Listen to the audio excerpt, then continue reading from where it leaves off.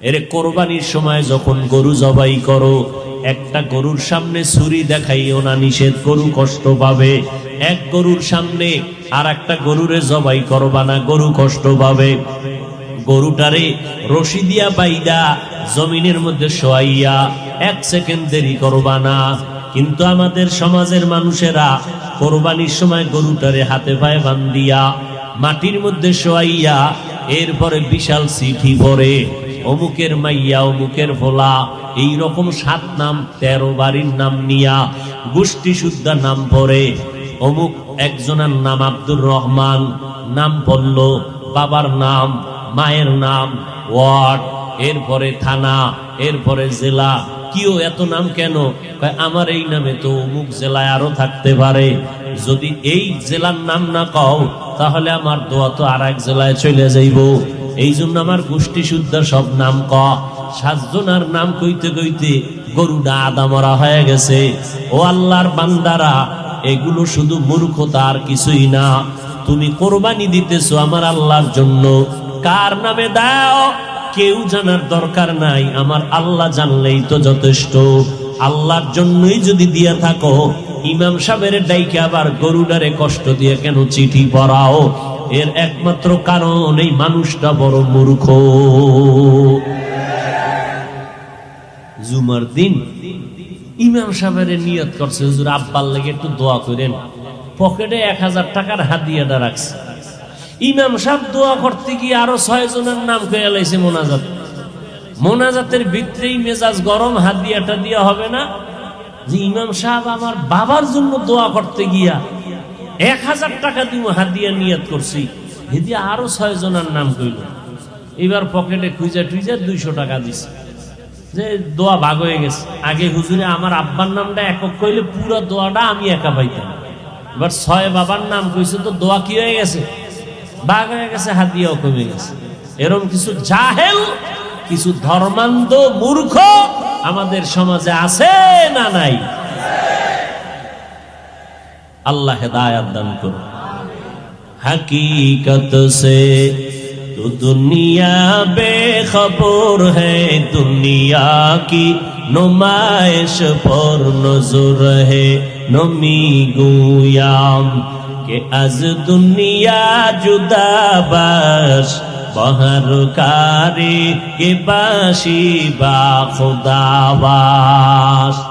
মদিনার নবী কয়, এই সন্তানের বাবা, 7 বছরের সন্তানটারে নামাজের মুসাল্লায় দাওয়াত দিয়ে দাঁড় করায় দাও, 10 বছরে শাসন করিয়া এরপরে নামাজে দাঁড় করাও। কারণ এরপরে ঘাড় যখন সোজা হয়ে যাবে, মা বাবার কথার কমান মানবে না। আগের থেকে অভ্যাস করো। ওই মাদ্রাসায় গিয়া ছোটবেলা থেকে আমার আব্বা আমারে লুঙ্গি পরাইতেন, পায়জামা পরাইতেন, ওখান থেকে পাগড়ি পরতাম, ছোট থেকে লম্বা জামা। আজও পর্যন্ত পাগড়ির অভ্যাস ওই সময় না থাকলে পড়তে পারতাম না। তাহাজ্জুদের অভ্যাস যদি মাদ্রাসায় না হইতো পারতাম না। ওরে ভাই, 7 বছর কেন, 5 বছরের পিচ্চি যেই ফাঁকা, কি লাইভ দেয়, লাইভ 5 বছরের বাচ্চা কি দেয়, কি ফাঁকনা ফাঁকনা কথা। অতএব নবী বলেন, 7 বছরের সময় নামাজের মুসাল্লায় দাওয়াত দিয়া দাঁড় করাও, 10 বছরের সময় শাসন লাগলে শাসন করো। নবীর তাবিজ উপেক্ষা করার উপায় নাই। ছোট থেকে যদি করতে না পারো, পরবর্তীতে আর গড়ার কায়দা নাই। বাসায় রাখবা মায়ের কোলে, মায়ের কোলে থাইকা বান্দা বাচ্চাটা কোরআন শিখতে পারবে না জীবনেও।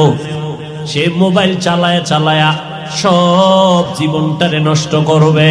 বলবে আম্মু খানা দরকার নাই, মোবাইল দাও, ঘুম দরকার নাই, মোবাইল দাও, বাথরুমে বসলেও মোবাইল লাগবে, কান্না বন্ধ করার জন্য মোবাইল দাও।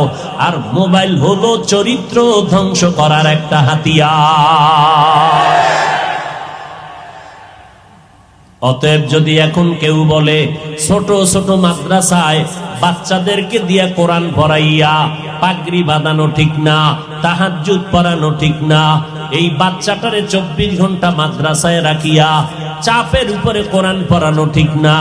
এইভাবে যারা উম্মতকে কোরআনের ইলম থেকে দূরে সরাবার উৎসাহ দেয়, কোরআনের থেকে দূরে সরাবার জন্য উৎসাহ প্রদান করে, আমি বলবো তার অন্তরের মধ্যে আলেমের ভেজাল।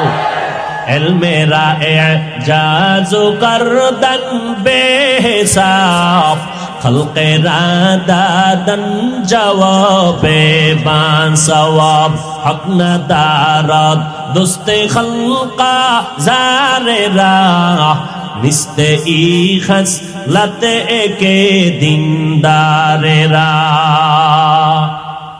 অনেক গার্ডিয়ান আমার কাছে আসে মাদ্রাসায়, হুজুর আমার সন্তানটা দুষ্টামি করে ঘরের মধ্যে, আলমিরা ভাঙ্গা ফেলাইছে, গ্লাস 6টা নাই, চায়ের কাপ ভেঙ্গে চুরমার, আর কারটা কম কন কি 90,000 টাকার মোবাইল নাই। দেখতে দেখতে এমন জোরে ফ্লোরের মধ্যে আসার দিছে, 3 দিন করাইছে এটারে গোসল, খালি বালতিতে ভিজায় আর উঠে। বাচ্চাদের কাম, আসসাবিয়ু সাবি ওয়ালাউ কানান নবী, বাচ্চা তো বাচ্চাই। কি করি? আমি কি করতে চান? কয় মাদ্রাসায় একটু আসা যাওয়া করুক, এই ফাঁকে ফাঁকে আসবে, আবার আমরা নিয়ে যাব। তো একটা অভ্যাস করব।